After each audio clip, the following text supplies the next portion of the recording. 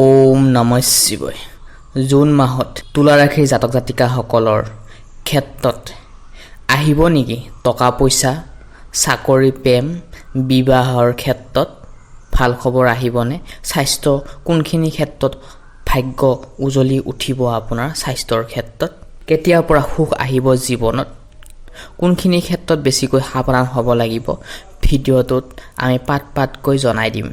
প্ৰিয় দৰ্শক, ভিডিঅ'টোৰ মাজভাগত বিশেষ টিপছ দিম। শুভ ৰং, শুভ বাৰ, কোনখিনি ক্ষেত্ৰত বিশেষকৈ আপুনি সাৱধান হৈ চলিব লাগিব, সকলোবোৰ থাকিব এই ভিডিঅ'টোত। প্ৰিয় দৰ্শক, তেনেহ'লে আহকচোন পলম নকৰি আমি ভিডিঅ'টো আৰম্ভণি কৰোঁ। নমস্কাৰ প্ৰিয় দৰ্শক, আমাৰ ইউটিউব চেনেলত আপোনালোকক আটাইকে আদৰিছোঁ। আপোনালোক ভালে আছেনে? ময়ো ভালে আছোঁ। আজি তুলা ৰাশিৰ জাতক জাতিকাসকলৰ ক্ষেত্ৰত এই জুন মাহটো কেনেদৰে পাৰ হ'ব, তেওঁলোকৰ ৰাশিফল অথবা ভাগ্যফল। প্ৰথমে দেখুৱাই দিম স্বাস্থ্য, প্ৰেম, ব্যৱসায়, চাকৰি। প্ৰথমে আমি আলোচনা কৰোঁ ৰাশিৰ অধিপতি গ্ৰহ শুক্ৰ গ্ৰহটো আৰম্ভণিতে নৱম ঘৰত থকাৰ কাৰণে বিৰাটেই ভাল। স্বাস্থ্য আগতকৈ উন্নত হ'ব, ৰেষ্টত থাকিব লাগিব, উন্নত হ'ব। হয়, 8 জুনৰ পাছত এটা বেলেগ চেঞ্জ আহিবৰ কাৰণে গৈ আছে। 8 জুনৰ পাছত দেহৰ ৰোগ প্ৰতিৰোধ ক্ষমতা আপোনালোকৰ ষ্ট্ৰং থাকিব, মজবুত থাকিব। হয়, কিন্তু সাৱধান হ'ব লাগিব বিশেষ কিছুমান ক্ষেত্ৰত। বাহিৰত চলা ফুৰা কৰোঁতে চকুৰো প্ৰব্লেম আহিব পাৰে, সেয়েহে গ্লাছ পৰিধান কৰিব। যিসকলে অতিমাত্ৰা এনি টাইম 12 ঘণ্টাই 8 ঘণ্টা 6 ঘণ্টাকৈ বাইক চলাই ডিউটি কৰে, তেওঁলোকে চশমা গ্লাছ পৰিধান কৰিব। স্বাভাৱিক মূৰৰ বিষ আৰু চকুৰ প্ৰব্লেম আহিব পাৰে, সেয়েহে সেইখিনি আপোনালোকে নিজে চাই ল'ব। ৰবিৰ ওপৰত কিন্তু শনিৰ দৃষ্টিও আহি আছে এই মাহটোত। যিসকলৰ শাৰীৰিকভাৱে একেবাৰে অসুস্থ হৈ আছে তেওঁলোকে কিন্তু ৰাতিপুৱাৰ ভাগত ৰ'দত বহিব, ৰ'দৰ পোহৰ শৰীৰত লগাব।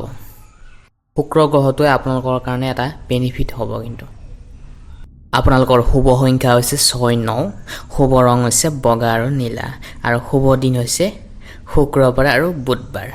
হয়, বিশেষকৈ এই দুটা দিন আপোনালোকৰ কাৰণে যথেষ্ট শুভ দিন। যিকোনো শুভ কাম কৰিবলৈ একেবাৰে নাপাহৰিব এই দুটা দিনত। ওম নমঃ শিৱায়। প্ৰিয় দৰ্শক, ভিডিঅ'টো লাইক কৰা নাযায়, লাইক এটা কৰি দিয়ক আৰু কমেণ্ট বক্সৰ জৰিয়তে ওম নমঃ শিৱায় নাম উচ্চাৰণ কৰিব মনৰ ভক্তি। এই মাহটো বাকীকেইটা মাহতকৈ অলপ ভাল হ'বলৈ গৈ আছে। যিকোনো ডিচিশ্যন আপুনি অনলাইন বিজনেছ, কাপোৰ, বিউটি, যিকোনো লগত জড়িত হৈ থকা বিজনেছৰ লগত জড়িত হৈ থকা ক্ষেত্ৰত আপুনি আগবাঢ়িব পাৰিব। ধনৰ সম্পত্তি আগতকৈ আৰ্থিক অৱস্থা কিন্তু ভাল হ'ব এই মাহটোত, আগতকৈ উন্নতি হোৱাও দেখা পোৱা গৈছে। ঘৰত নতুন বস্তু কিনাৰো যোগ আহি পৰিব পাৰে। গাড়ী, মাটি, ঘৰ সম্পৰ্কীয় আলোচনা আৰম্ভ হ'ব পাৰে। কিন্তু এটা কথা সদায় মনত ৰাখিব, অপ্ৰয়োজনীয় সামগ্ৰী আৰু খৰচ কৰাৰ পৰা দূৰত থাকিব, বিশেষকৈ এই মাহটোত। জুন মাহটোত শেষৰ সপ্তাহত হঠাৎ ধন লাভৰ যোগো দেখা পোৱা যাব পাৰে।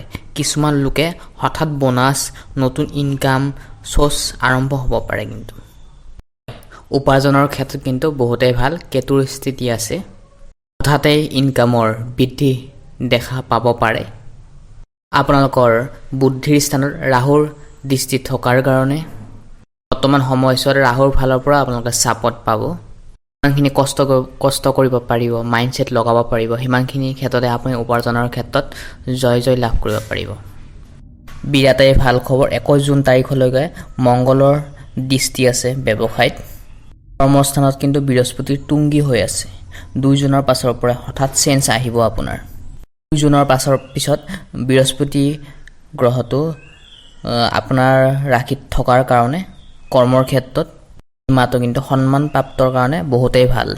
প্ৰাইভেট ছেক্টৰত চাকৰি পোৱাৰ কাৰণে খুবেই ভাল, আৰু নতুন কামৰ সংস্থাপন লগাৰো সম্ভাৱনা আছে যিসকলে নিবনুৱা আছে।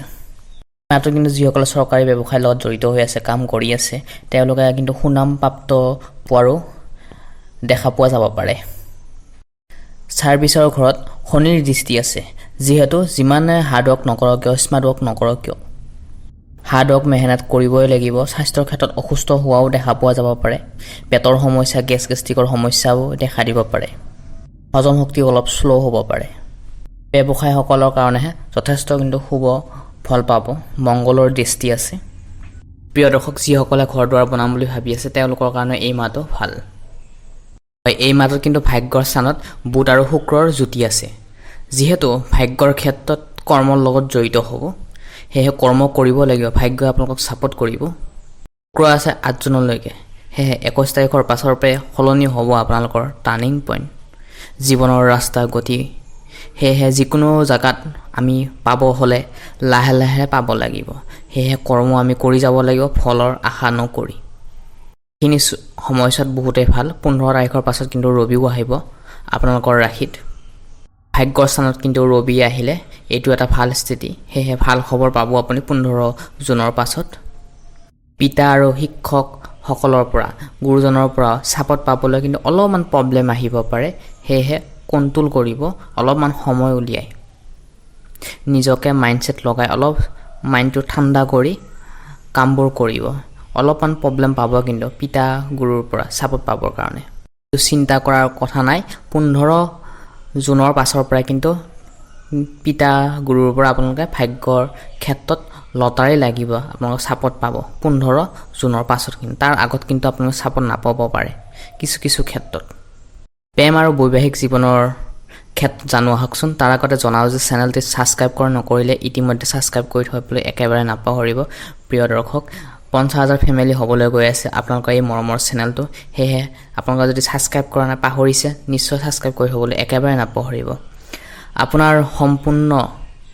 আপোনাৰ সম্পৰ্ক আটাইতকৈ অধিক মজবুত হ'ব কিন্তু যিসকলে সিঙ্গল আছে তেওঁলোকৰ জীৱনত নতুন ব্যক্তিৰ আগমন হ'ব পাৰে সোশ্যাল মিডিয়াৰ বন্ধুৰ মাধ্যমৰ নতুন সম্পৰ্ক আৰম্ভ হোৱাৰ সম্ভাৱনা আছে বিবাহিত লোকসকলৰ মাজত ভাল বুজাবুজি থাকিব মুঠতে চাবলৈ গলে এই মাহটো লাভ ৰিলেশনশিপৰ ক্ষেত্ৰত বৈবাহিকসকলৰ ক্ষেত্ৰত বহুতেই ভালে দেখা পোৱা গৈছে কিন্তু প্ৰেম জীৱনৰ ক্ষেত্ৰত জুন মাহত যথেষ্ট ৰোমাঞ্চৰ দিন হ'ব কিন্তু তাৰ ৰোমান্টিক হৈ থাকিব মুঠতে চাবলৈ গলে এই মাহটো প্ৰেমৰ ক্ষেত্ৰত আৰু বৈবাহিকসকলৰ ক্ষেত্ৰত সংসাৰৰ ক্ষেত্ৰত ভাল ধৰণে পাৰ হ'ব 21 জুনৰ পিছত প্ৰেম জীৱনৰ এটা বিশেষ সুখবৰ আহিব পাৰে হেহে স্বাস্থ্য ভালে ৰাখক পৰিয়ালৰ লগত মিলিজুলি আগবাঢ়ি যাওক যিসকলৰ বিবাহ বাৰু হৈছে ফ্যামিলিত অলপমান কষ্ট হ'ব হেখিনি আপোনালোকে প্ৰেক্টিস কৰিব লাগিব কাৰণ এটো আমাৰ জীৱনৰ এটা ডাঙৰ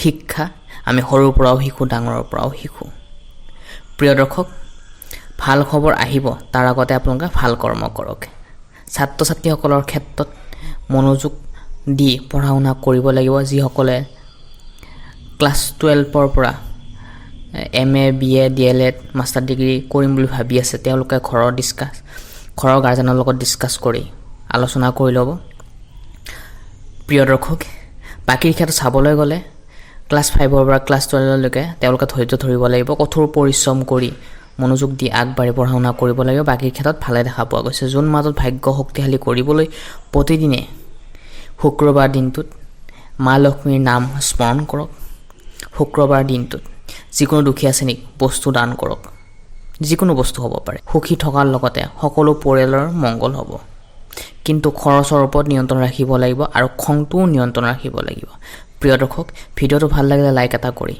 নিশ্চয় কোনখন ডিস্ট্ৰিক্টৰ পৰা চাই আছে কমেন্ট বক্সত জনাই দিবলৈ একেবাৰে নাপাহৰিব আকৌ নেক্সট ভিডিওত আপোনালোক আটাইকে লগ পোৱাৰ আশাৰে আজি এই গুৰুত্বপূৰ্ণ ভিডিওটোৰ পৰা আমি বিদায় লৈছো ধন্যবাদ